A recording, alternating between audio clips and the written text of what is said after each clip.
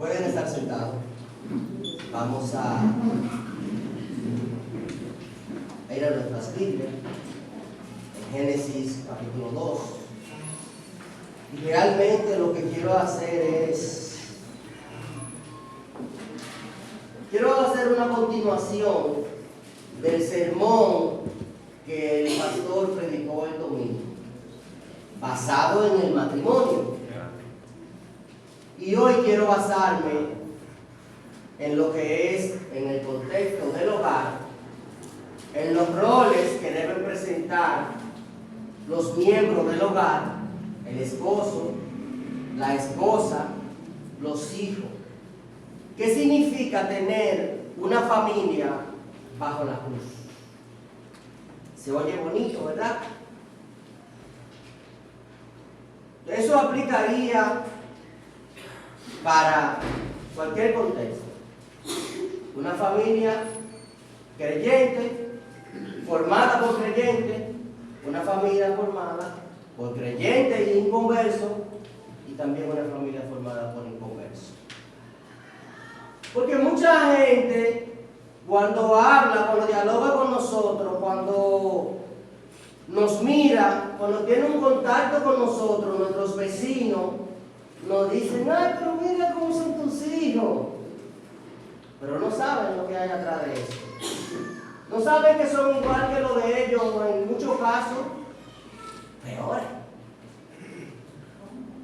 Y mucha gente pregunta que si hay una fórmula, que si hay algo que uno hace para tener un hogar feliz. Porque mucha gente vive persiguiendo eso, la felicidad. Y realmente, yo particularmente, en mi propia opinión, lo único que podría decir es que particularmente yo creo que la mejor manera de sobrellevar un hogar que implica cómo se presenta, o la mejor manera que hay para usted sobrellevar un hogar y todo lo que eso implica, los retos que hay día tras día, yo creo que la única manera de hacerlo es con Cristo. No hay otra manera. Y mucha gente dice: oh, pero dame el método, dame la fórmula, dame la manera de por qué tus hijos son así. ¿Por qué tú tienes buenos hijos? No, ellos no son buenos. No hay un método, no hay una manera. Incluso voy más lejos. Proverbios 22:6 dice que incluye el niño en su camino y aun cuando fuere viejo no se apartará de él. Pero el mismo verso nos dice a nosotros que no es una garantía. ¿Por qué? Porque sabemos que al final ellos tienen que tomar sus propias decisiones. Pero voy al principio. La mejor manera de sobrellevar esta situación es teniendo a Cristo. Quizá tengamos menos trabajo, o quizá tengamos un esfuerzo o una ayuda superior, que es la de Dios, cuando nosotros decidimos caminar ese camino. Mucha gente dice: ¿qué tengo que hacer? ¿O qué nosotros debemos hacer como familia para tener una familia como la tuya? Realmente lo que hay que hacer es entender los roles que juega cada quien, qué rol juega el padre, qué rol juega la madre, qué rol juegan los hijos, y partiendo de ahí, tener nuestras prioridades claras, y partiendo de ahí, entonces, asumir cada quien su responsabilidad. Yo creo que es la mejor manera. ¿Qué rol juega cada uno? Bueno, cada quien tiene su responsabilidad dentro del contexto del hogar. El domingo pasado el pastor predicaba sobre una costumbre que se había perdido, la costumbre del matrimonio. Y es cierto.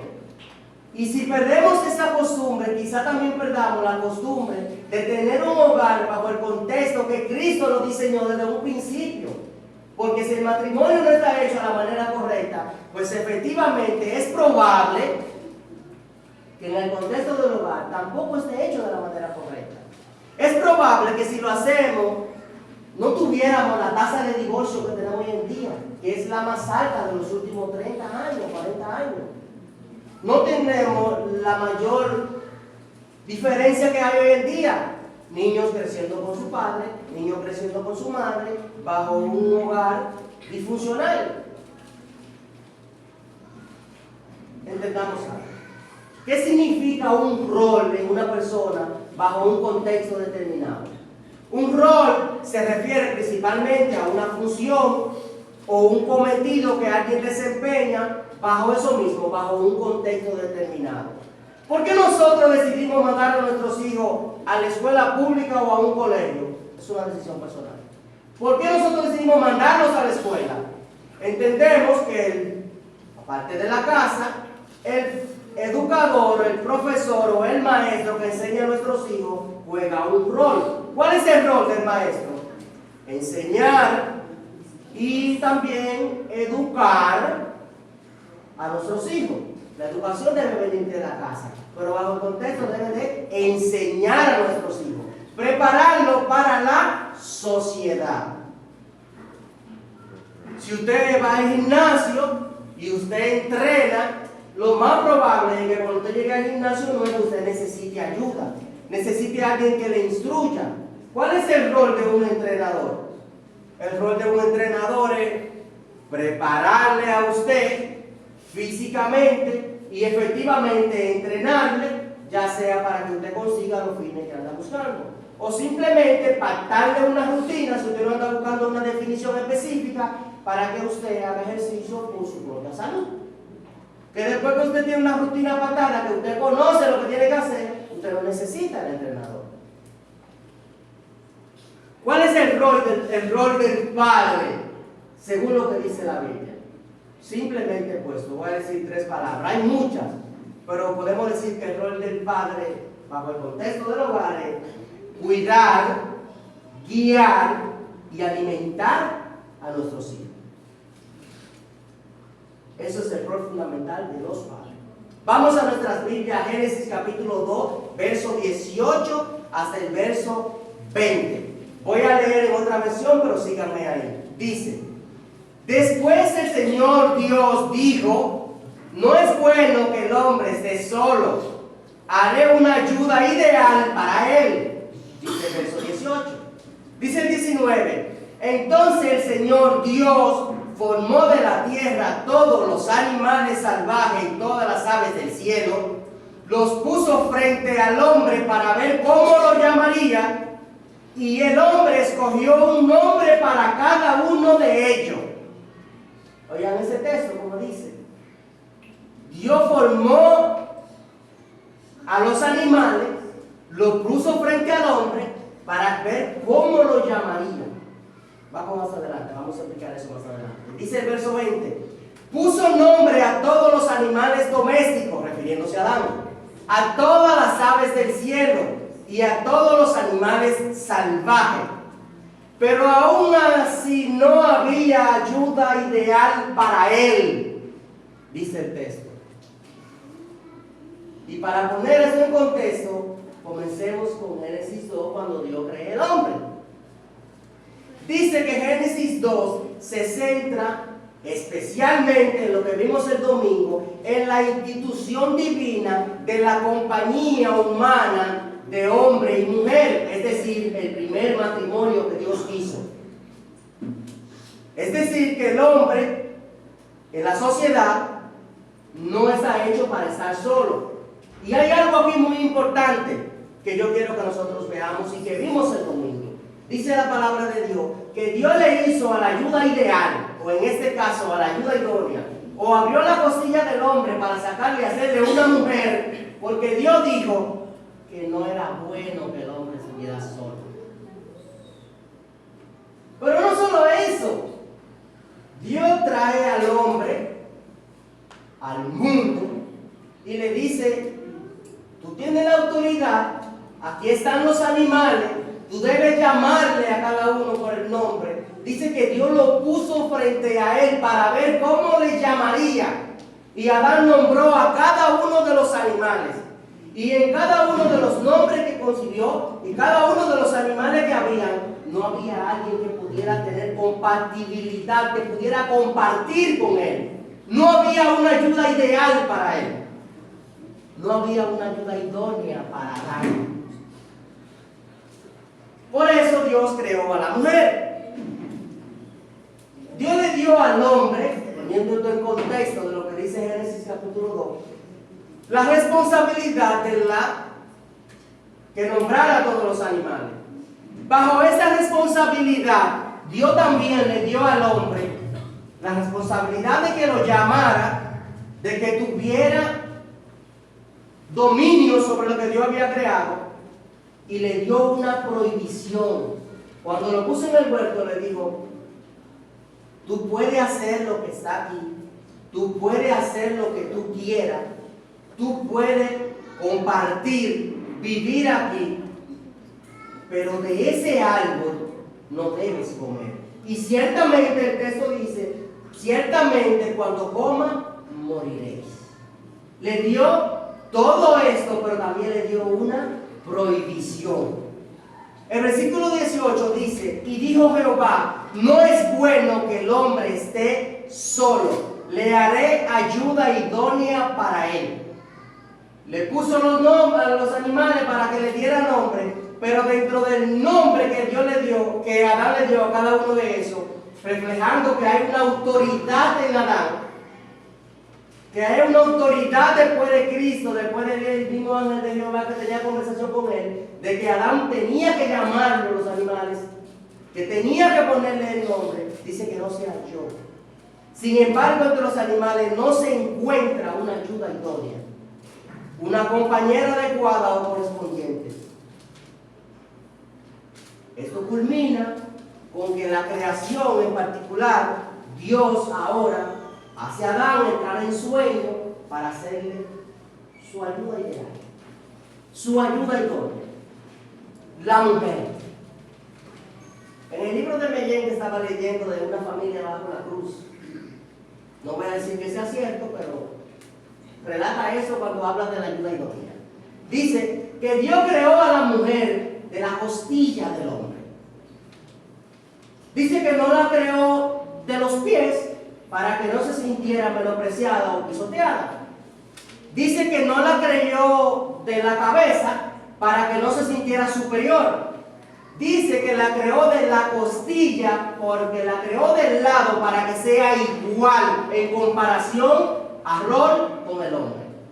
Dice que la creó de la costilla debajo del brazo para que se sintiera protegida, porque ese es un rol fundamental que busca el hombre dentro del matrimonio y del hogar, proteger. Dice que la creó de la costilla, y no solo de la costilla, del lado del corazón, porque es un ser que lo único que demanda es sentirse amada. Y tiene cierta lógica, o así que es 100% cierto. Ahora, Dios ve en el texto que nosotros leímos que la soledad en sí no es buena. Y esta narrativa de este versículo de Génesis nos lo relata. Y es la primera vez donde Dios está diciendo: no es bueno tal cosa. ¿Qué no es la bueno? Que el hombre estuviera solo. Y no tenía con quién aparearse, porque lo único que había en ese momento eran animales. Por lo tanto, no había una ayuda ideal. Y Dios por eso crea a la mujer, que es nuestra ayuda idónea. Ese ser amable y frágil, que requiere protección, pero sobre todo que requiere nuestro amor, y que Dios puso a nuestro lado para que nosotros podamos ir adelante con un matrimonio y con un hogar bajo el contexto bíblico.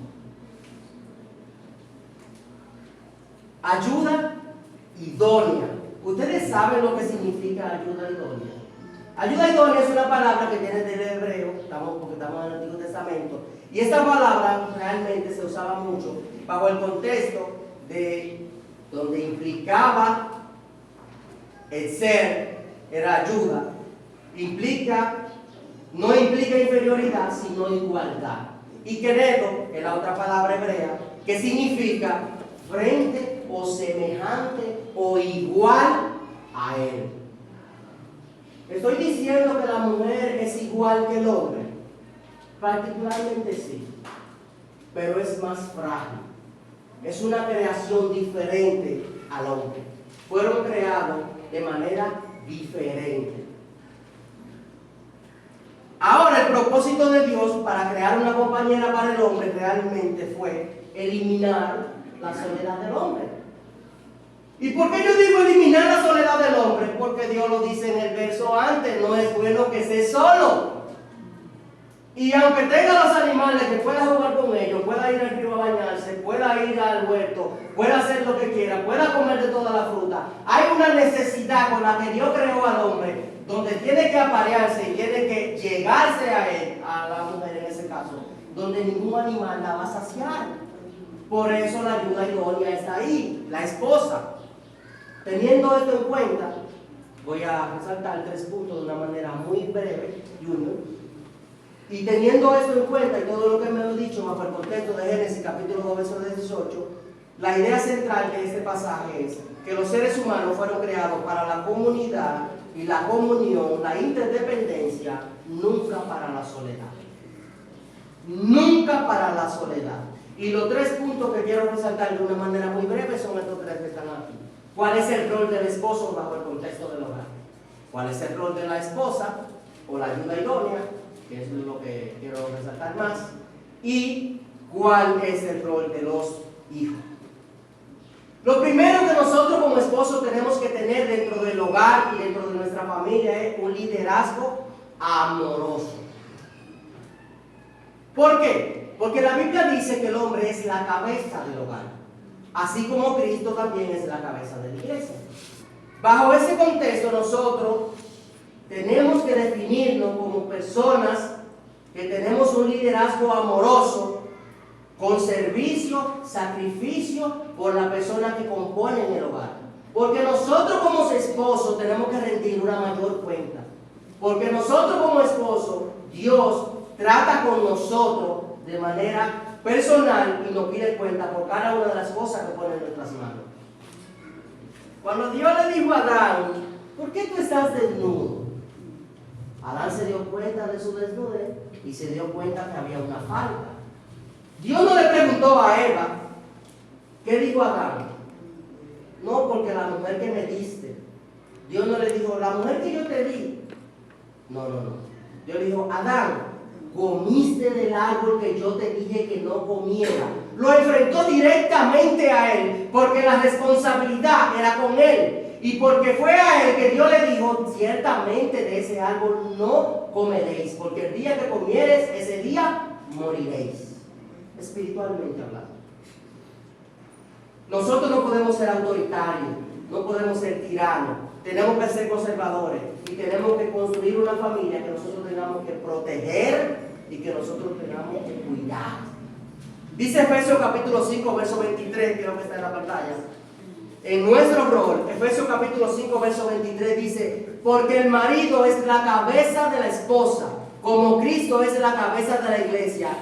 Él es el salvador de su cuerpo, que es la iglesia. ¿Qué es Cristo? La cabeza de la iglesia. ¿Qué es el marido? La cabeza del hogar, en representación de la esposa. Nosotros tenemos un papel fundamental que jugar. Y si nosotros no estamos haciendo eso, vamos a hacerlo. Vamos a revisarlo. Vamos a hacer lo que nos toca.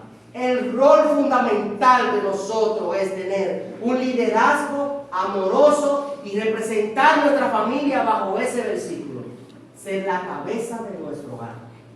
Una segunda parte importante que debe tener un rol en el esposo debe ser amor y cuidado. El esposo debe amar a su esposa como su propio cuerpo. Debe cuidarla, valorarla y protegerla. Lo dice la Biblia. Eso es parte del rol del esposo. Y en ese versículo que está ahí nos lo dice. Primera de Pedro capítulo 3, verso 7. Dice, de la misma manera ustedes, maridos, tienen que honrar a sus esposas. No solo honrarla.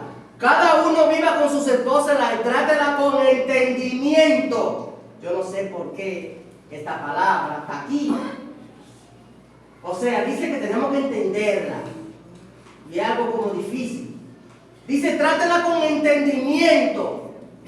Ella podrá ser más débil, no lo digo yo. Ella podrá ser más débil, pero participa por igual del regalo de la nueva vida que Dios le ha dado. Trátenla como es debido, para que nada estorbe las oraciones de ustedes. ¿Cómo debemos tratar a nuestras esposas? Bueno, lo primero que dice es que tenemos que entenderla. Y después que la entendemos, dice que la tratemos como es debido. ¿Y cómo es debido? Como dice la Biblia. ¿Cómo dice la Biblia? Que la amemos, que la tratemos como vaso frágil y que la cuidemos. Trátenla como es debido. Otro rol que juega el esposo es que debe proveer, debe dar provisión. El hombre es llamado a ser un proveedor, no solo en términos materiales, sino en términos espirituales. Él debe llenar a la familia de todo lo que tiene que ver con las necesidades básicas y también ser un guía espiritual. Debe alimentar a la familia con espiritualidad, con la palabra de Dios, con Biblia. Debe ser una persona que debe explicar por qué se hace tal o cual cosa, porque Dios lo dice. Porque lo dice aquí en su santa palabra.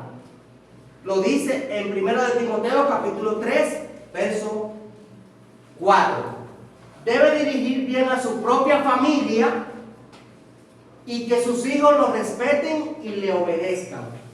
Para eso debe haber cierto criterio y no debe haber hipocresía. Si mis hijos me van a obedecer es porque yo haga la cosa correcta y yo lo enseño de la manera correcta. Si yo soy hipócrita, probablemente no me obedezcan. Dice ahí que debe dirigir bien a su propia familia y que sus hijos lo respeten y le obedezcan. Poniendo en resumen el punto número 1, que es el rol del esposo. Los seres del hogar, esposo, esposa, tienen tareas específicas y tareas diarias, pero el esposo debe ser una ayuda emocional, incondicional, sin subyugar su liderazgo de lo que él realmente representa. Pero el esposo debe ser amoroso, debe ser proveedor, debe ser un guía espiritual, debe proveer cuidado y amor, y aparte de eso, el esposo debe ser alguien que tenga un liderazgo basado en el amor como Cristo lo dice. Ese es el punto número 1 en el que nosotros debemos basar. Y si no estamos haciendo eso, entonces iniciemos a hacerlo. El punto número 2 se trata sobre nuestra ayuda idónea. Dice la Biblia que la ayuda idónea, que cuando Adán nombró a todos los animales, dice el texto, Dios lo puso frente a él a ver cómo lo nombraría. Y dice que no se encontró ayuda igual para él, o ayuda ideal. No había. Ahora, la ayuda idónea para nosotros es una esposa que nos muestre compañerismo y apoyo. ¿Por qué? Porque la cosa más grande que el hombre tiene que llenar realmente y lo que más demanda el hombre es el respeto. Marido, amad a vuestras mujeres. Mujeres, respetad a vuestros maridos. Por lo tanto, nuestra ayuda idónea debe ser alguien que tenga compañerismo y que nos muestre apoyo. Una socia de negocio, una socia en el hogar, una socia que haga un pacto con nosotros, diseñado para tener una comunión de manera eterna y diseñado para satisfacer toda la necesidad en conjunto con el hombre. Proverbios capítulo 31, versos 11 y 12 dice lo siguiente. ¿Lo tenemos ahí? Compañerismo. Proverbios 31, 11 y 12 dice: su marido puede confiar en ella. ¿En quién? En la ayuda idónea. Y ella le enriquecerá en gran manera la vida. O sea, nos la va a hacer más fácil. Debería. Dice: esa mujer le hace bien y no mal todos los días de su vida. Ese verso a mí me encantó. Oye, yo disfruté ese pasaje y lo leí en todas las versiones posibles que yo podía tener en la Biblia. Miren eso, ella enriquecerá en gran manera la vida. Y no solo eso, esa mujer debe hacer el bien, no el mal, todos los días de tu vida. Mi esposa debe ser mi compañera.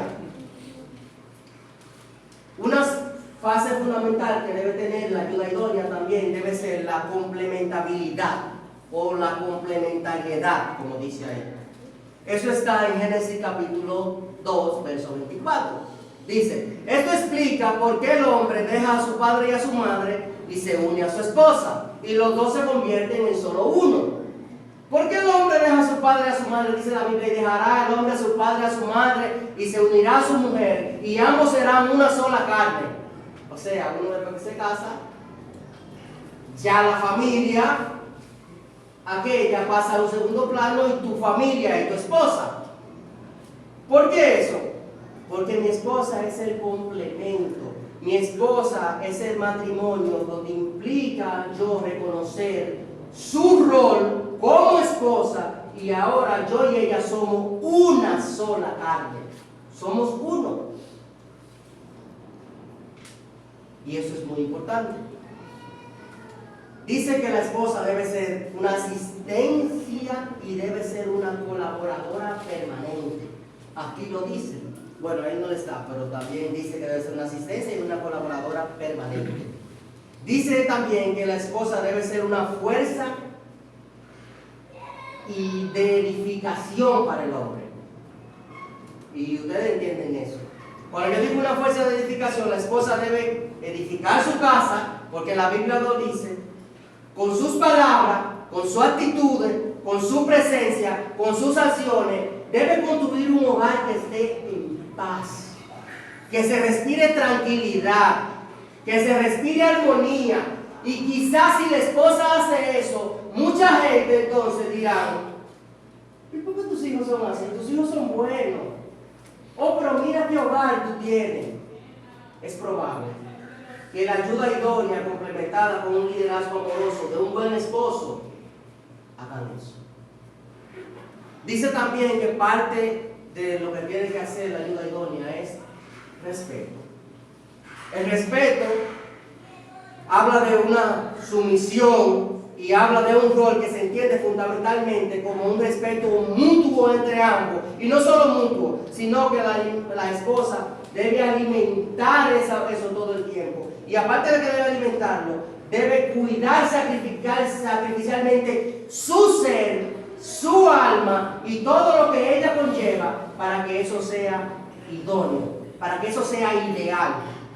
Dice Efesios capítulo 5, verso 33, cuando habla del respeto: por eso les repito, cada hombre debe amar a su esposa. ¿Qué es lo que nos manda a nosotros? Amarla como se ama a sí mismo. Y la esposa debe respetar a su marido. Nuestra ayuda idónea debe ser nuestra asistente colaboradora. Nuestra ayuda idónea debe tener un respeto mutuo por nosotros y lo que presentamos. Nuestra ayuda idónea debe ser una fuerza edificadora para nuestro hogar. Nuestra ayuda idónea debe ser una complementariedad. Nuestra ayuda idónea debe ser una compañera y un apoyo para el esposo. Y eso, amados hermanos, en el texto que nosotros leímos y bajo el contexto del matrimonio y del hogar, Adán no lo encontró en ninguno de los animales que Dios le dijo que nombrara. ¿Lo encontró en quién? En la esposa. Porque Dios se la hizo, porque dijo que no era bueno que él estuviera solo. Último punto es cuál es el rol de los hijos. Y podríamos decir que esto es lo más sencillo. Podríamos decir que es lo más fácil. Pero nosotros los padres tenemos mucha responsabilidad en cuál es el rol de nuestros hijos. Cómo se comportan en la escuela, cómo se comportan en la iglesia, cómo se comportan cuando salen. ¿Quiénes son nuestros hijos? ¿Qué representan? ¿Nos representan a nosotros como padres? Probablemente sí. Probablemente sí. Hagan lo que hacen porque eso es lo que ellos hacen en el hogar. Porque así es, porque nosotros no lo corregimos, porque no lo estorbamos, como dice en el Antiguo Testamento. Hay muchas veces en que padres buenos tienen hijos malos. En el Antiguo Testamento, Ángela trajo un nombre a colación esta mañana, los hijos de Elí. Dice que eran perversos y malos. Dice que Samuel fue un buen juez y que sus hijos llegaron a ser los jueces de Israel, pero que fueron malos. Ese es el contexto, bajo esas condiciones. No tiene que ser el nuestro, no tiene que ser en nuestra familia. Instruyamos al niño y quizá cuando sea viejo no se aparte del camino de Dios. Quizá esa palabra sembrada ahí permanezca. Quizás. El rol de nuestros hijos, número uno, si nosotros somos el modelo a seguir, o si nosotros somos el modelo que ellos deben imitar, déjenme decirles que realmente nosotros debemos ser el modelo si nosotros estamos modelando a Cristo.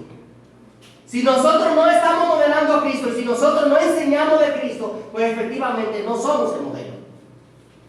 El rol principal que tienen nuestros hijos es aprender de los padres. Entonces, ¿qué nosotros tenemos que hacer? Modelar a Cristo, enseñar a Cristo, hablar de Cristo y todo lo que tenga que ver con Cristo, porque nuestros hijos van a aprender lo que nosotros les enseñemos, pero sobre todo van a aprender de cómo nosotros actuamos y lo que nosotros hacemos. El rol principal de nuestros hijos es observar y absorber los valores morales, normas culturales de la familia y el patrón bíblico que debe ser enseñado por los padres. Es el rol fundamental, el número uno. Dice Proverbios capítulo 6, verso 20: Hijo mío, obedece los mandatos de tu padre, y no descuide la instrucción de tu madre. ¿Hay una garantía? No, pero debemos enseñarle a obedecer. Y nosotros debemos modelarle a Cristo para que ellos copien ese patrón. Un segundo rol que deben hacer nuestros hijos es formar su identidad. No la que le dicen en la escuela, no la que le dicen en la televisión, no la que le dice el mundo, que un niño puede ser una niña y que una niña puede ser un niño. No, eso es mentira.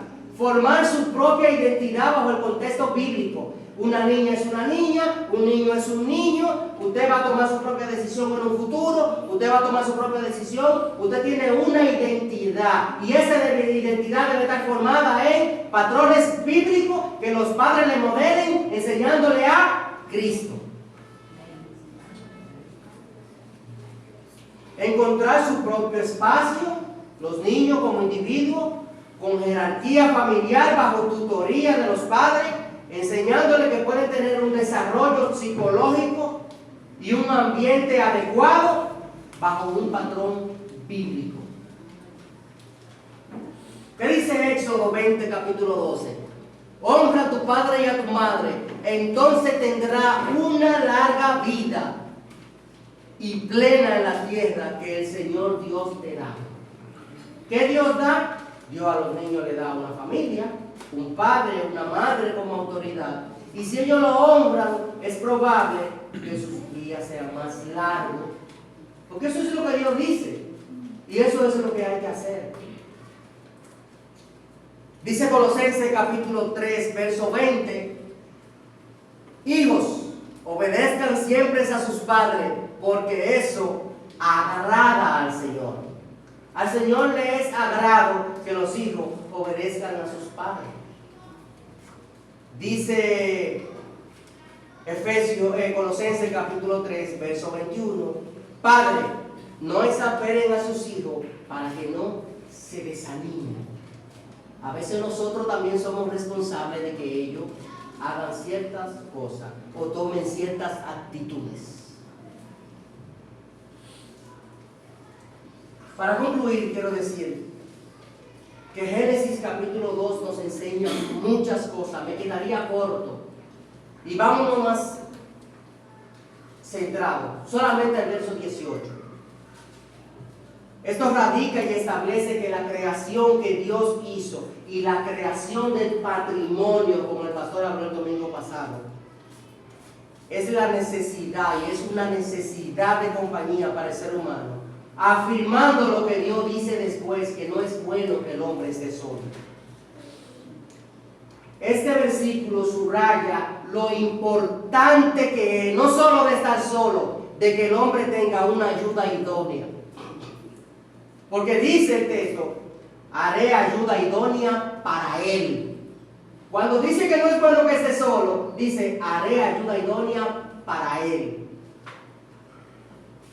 Además, este pasaje marca muchas cosas importantes, pero marca algo en la creación que Dios toma en cuenta automáticamente. Adán está formado y está teniendo señorío sobre lo creado. Debe tener una compañera, no debe estar solo. Para el final, todo esto se centra en la clave que la soledad no fue hecha para el hombre. El hombre fue hecho para entrar en un matrimonio, tener una familia y procrearse, ir adelante. Tener una familia bajo el contexto del hogar, con hijos, enseñarles que tengan temor de Dios, y bajo un contexto inmediato podríamos decir que esto nosotros podíamos absorberlo como algo bueno para nosotros mismos.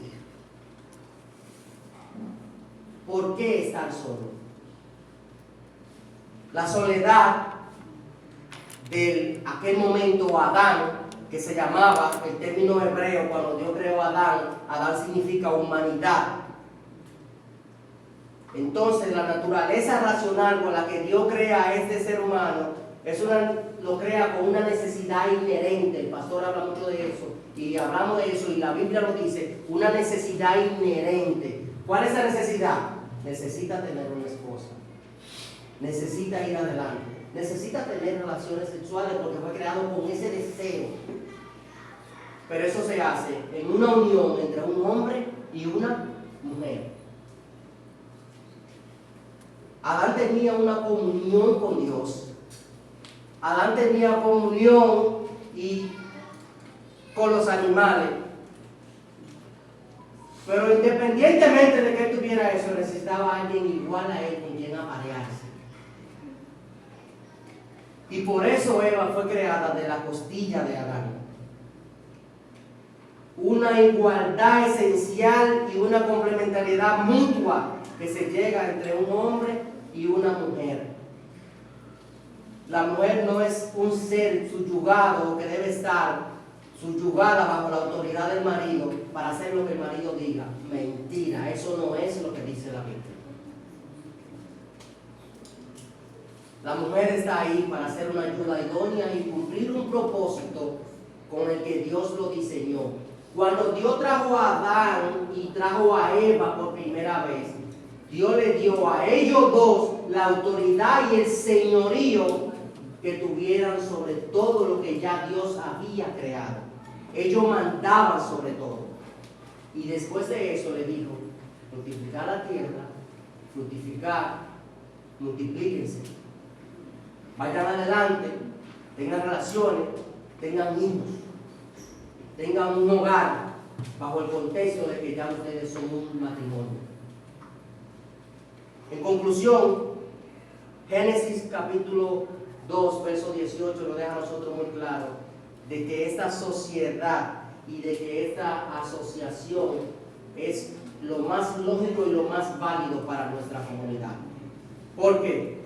Porque ahí lo dice el verso 19, donde estábamos leyendo: Jehová Dios formó pues de la tierra a la bestia del campo y a los aves de la tierra, y le trajo a Adán para que viese cómo lo había de llamar. Y todo lo que Adán llamó los animales vivientes en ese nombre. Y puso Adán nombre a toda la bestia y a todas las aves del cielo, mas para Adán no halló ayuda idónea. La mujer está a la par del hombre. Pues lo dice ahí que es la ayuda idónea. Es la asociada. Nosotros no estamos hechos para una sociedad que dice que la mujer debe ser independiente y debe ir adelante, que la mujer es autosuficiente, que la mujer no necesita un hombre. Podría ir a un extremo y decir que sí, pero no es correcto. La mujer fue hecha frágil, necesita de cuidado y así debe ser tratada. Eclesiastés capítulo 4, verso del 9 al 12 dice lo siguiente: es mejor ser dos que uno, porque ambos pueden ayudarse mutuamente a lograr el éxito. Si uno cae, el otro puede darle la mano y ayudarle. Pero el que cae y está solo, ese sí tiene problemas. Dice el texto. Dice el 11. Del mismo modo, si dos personas se recuestan juntas, pueden brindarse calor mutuamente, pero ¿cómo hace uno solo para entrar en calor? Es difícil. Alguien que está solo puede ser atacado y vencido, pero si son dos y se exponen de espalda con espalda y vencen, mejor todavía si son tres. ¿Cómo es mejor? Dos que uno. Aquí hay diferentes aplicaciones para concluir y entregar que nosotros debemos tener en cuenta bajo el contexto del matrimonio, del hogar y de los roles que nosotros debemos jugar como padre, como esposo, como esposa y como hijos en nuestra familia. Y quiero que nos quedemos con eso. Hay que reconocer y abordar efectivamente la necesidad y la comunión del compañerismo.